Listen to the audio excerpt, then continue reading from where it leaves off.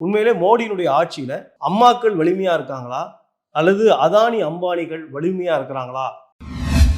அண்மையில financial accountability network India, fan India பல ஆச்சரியமான அதிர்ச்சியான பல தரவுகளை வெளியிட்டிருக்கிறாங்க. மலையளவு பணம் மோடி ஆட்சிக்கு வந்த பிறகு இந்திய பொதுத்துறை வங்கிகளில் கார்ப்பரேட்டுகள் வாங்கி கட்டாமல் குவிந்து கிடக்கிறது. இந்த 10 ஆண்டுகள்ல ஒவ்வொரு நாளும் வங்கி கார்ப்பரேட்டுகளுக்கு கடன் அளித்து திருப்பி வராத கடனுடைய சராசரி பார்த்தீங்கன்னா ஒவ்வொரு நாளைக்கும் 448 கோடி ரூபாய். இதெல்லாம் யாரு தாங்கிறது?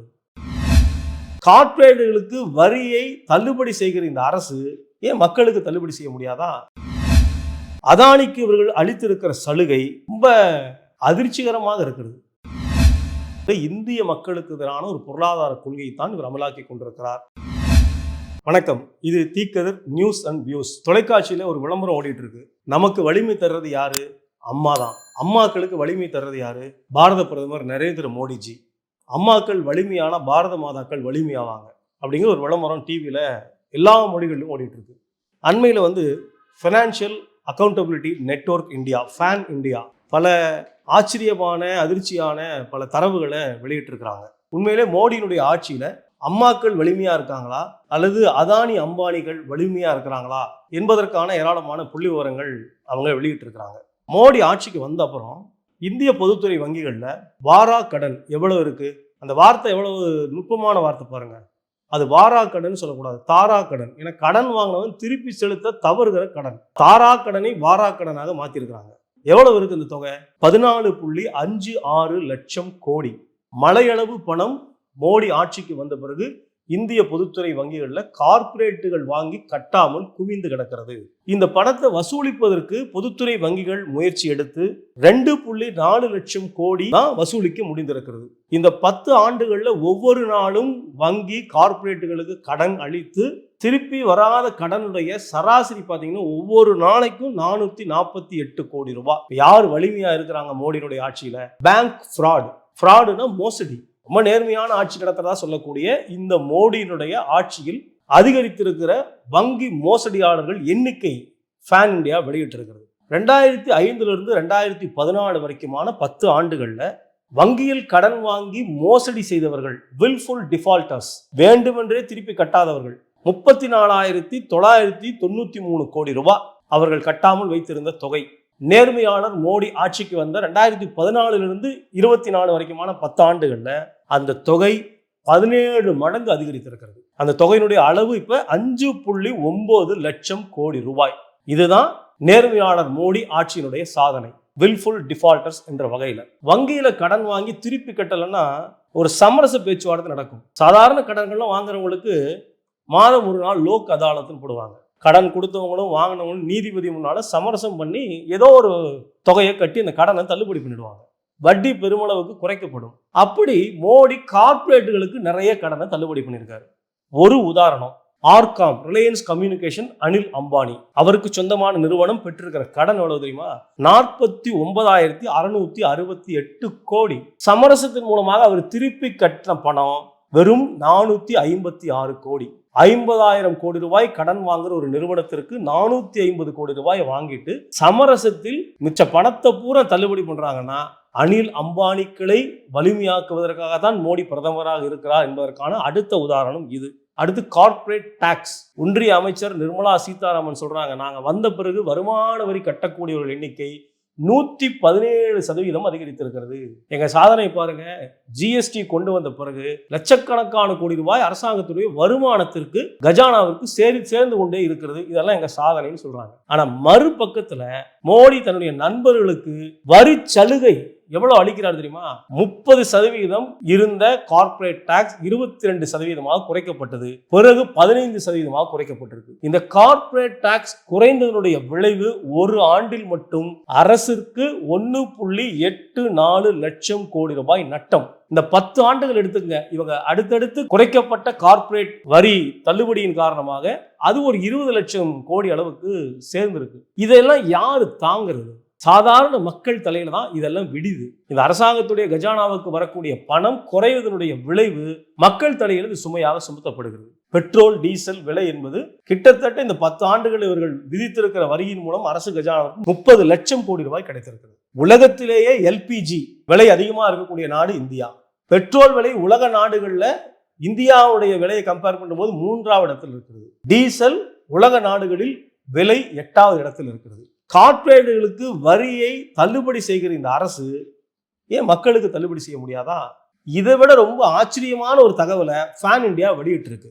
1000 கோடி ரூபாய்க்கு மேல் சொத்து வைத்திருக்கிறவர்களுடைய எண்ணிக்கை 1007 பேர் இந்தியாவில். இந்த 1007 பேருக்கு வெல்த் டாக்ஸ், அதாவது சொத்து வரி வெறும் 2% போட்டா நீங்க இந்த இழப்பை சரிகட்ட முடியும். அம்மாக்களை வலிமையாக்குவது என்று சொல்ற மோடி இந்த 1007 பேருக்கு வெறும் 2% வரி போடுவாரா? போட மாட்டார்.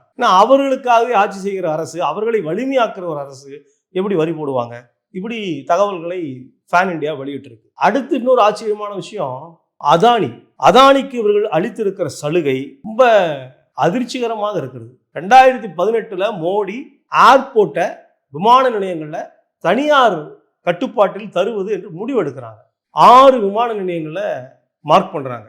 முன் அனுபவமே இல்லாத அதானி 6 ஏர்போர்ட்டை வாங்குறாரு. எப்படி வாங்க முடியும்? இந்தியாவுடைய மிகப்பெரிய நீண்ட கடல் எல்லை, ஒவ்வொரு 500 கிலோமீட்டர் இடைவெளியிலும் அதானிக்கு சின்ன அல்லது பெரிய ஒரு துறைமுகம் என்பது சொந்தமாக இருக்கு. அதானிக்கு சொந்தமான துறைமுகங்கள்ல 24% பயணிகள் வந்து போறாங்க. அதானிக்கு சொந்தமான துறைமுகங்கள்ல 57% பொருட்கள், கார்கோ டிரான்ஸ்ஃபார்மேஷன் 57% நடக்குது. இப்ப அதானியினுடைய கட்டுப்பாட்டில் இந்திய கடல் எல்லையை முழுவதும் மோடி தாரை வார்த்திருக்கிறார். இவர் அம்மாக்களை வலிமையாக்குறாரா, அதானியை வலிமையாக்குறாரா? நிலக்கரி சுரங்கம், எல்லா இடங்களிலும் நிலக்கரி சுரங்கம் என்பது அதானிக்கு தரப்படுகிறது. இயற்கை வளம், இந்தியாவுடைய நிலக்கரி தேவைகளில் 450 மில்லியன் டன் அதானிக்கு சொந்தமான நிலக்கரி சுரங்கங்கள் மூலமாக கையாளப்படுகிறது. குஜராத்தில் முந்த்ரா துறைமுகம் அப்படின்னு ஒன்று கொடுத்தாங்க அதானிக்கு. அந்த துறைமுகத்தை கொடுப்பதற்காகவே சில சட்டங்களை மோடி அரசு திருத்தியது. ஒன்று, கடலோர ஒழுங்குமுறை சட்டம் 1991, வன பாதுகாப்புகள் சட்டம் 1980, பல்வேறு சூழலியல் சட்டங்கள் அனைத்தையும் அதானிக்கு இசைவாக திருத்தி முந்த்ரா துறைமுகத்தை தன்னுடைய நண்பருக்கு மோடி கொடுத்தார். அதானி பெஞ்ச் லீவர் லிமிடெட் என்கிற கம்பெனி, அந்த கம்பெனிக்கு நிலம் கொடுத்துருக்காங்க. 31 கிராமங்களில் 5607 ஹெக்டேர் நிலங்கள் என்பது அதானிக்கு தாரை வார்க்கப்பட்டிருக்கிறது. அப்ப அதானி வலிமையாகிறாரா, அம்மாக்கள் வலிமையாகிறாங்களா அப்படிங்கிற கேள்வியை கேட்க வேண்டியிருக்கு. நேஷனல் மானிட்டைசேஷன் பைப்லைன், அதாவது தேசிய பணமாக்கல் திட்டம். அரசாங்கத்திற்கு வளர்ச்சி பணிகளுக்கு பணம் இல்லை, மக்களுக்கு வளர்ச்சி பணிகள் வேணும்னா அரசாங்கத்துக்கு பணம் வேணும் இல்லை. பணம் எங்கிருந்து உண்டாக்குறது? வளங்களை விற்பது, நிலங்களை விற்பது, சாலைகளை விற்பது, ரயில் நிலையங்களை குத்தகைக்கு விடுவது என்கிற ஒரு புதிய யோசனைக்கு அரசாங்கம் வந்திருக்கு. இதன் மூலமாக திரட்டுறோம் அப்படின்னு சொன்ன தொகை 6 லட்சம் கோடி ரூபாய். இந்த 6 லட்சம் கோடி ரூபாய் தனியாருக்கு இந்திய வளங்களை, நிலங்களை குத்தகைக்கு விடுறாங்க. 26,700 கிலோமீட்டர் சாலைகளை, தேசிய நெடுஞ்சாலைகளை, இந்தியாவில் இருக்கிற மொத்த தேசிய நெடுஞ்சாலைகளில் 22%, 5ல் ஒரு சாலையை தனியாருக்கு குத்தகைக்கு விடுறாங்க 4 ஆண்டுகளுக்கு. என்ன தொகையை வாங்கிட்டு குத்தகைக்கு விடுறாங்க? வெறும் 1.6 லட்சம் கோடி. இந்த 26,700 கிலோமீட்டர் சாலைகளை அமைப்பதற்கு அரசு செலவிட்ட தொகை எவ்வளவு? 8 லட்சம் கோடி. 8 லட்சம் கோடி ரூபாய் செலவழித்து சாலை போட்டு 1.6 லட்சம் கோடிக்கு, 1.5 லட்சம் கோடிக்கு தனியாருக்கு கொடுக்குறாங்கன்னா ஆடி தள்ளுபடி விட மிக மோசமான மோடி தள்ளுபடி என்று சொல்ற அளவுக்கு இந்த பிரச்சனை இருக்கு. அடுத்து நேச்சுரல் கேஸ் பைப்லைன். கீழே நிலத்தடியில இயற்கை எரிவாயு கொண்டு போவதற்கு பைப்லைன் பதிச்சு வச்சிருக்கிறோம். 49,000 கோடி ரூபாய் பெருமானம் உள்ள அந்த நேச்சுரல் கேஸ் பைப்லைனை 26,000 கோடி ரூபாய்க்கு கொடுத்துருக்காங்க. 400 ரயில் நிலையங்களை தனியாருக்கு தாரை வாக்குறேன்னு சொல்றாங்க. என்ன நடக்கும்? இந்த நேஷனல் மானிட்டைசேஷன் பைப்லைன் வளங்களையும் நிலங்களையும் பொதுத்துறை நிறுவனங்களையும் தனியார் கொடுத்த என்ன நடக்கும்? 3 விளைவுகள் உருவாகும். 1, கட்டணங்கள் கடுமையாக அதிகரிக்கும். நாம் கொடுக்குற கட்டணங்கள் என்பது கடுமையாக அதிகரிக்கும். 2, இடஒதுக்கீடு முறை என்பது அமுல் ஆகாது.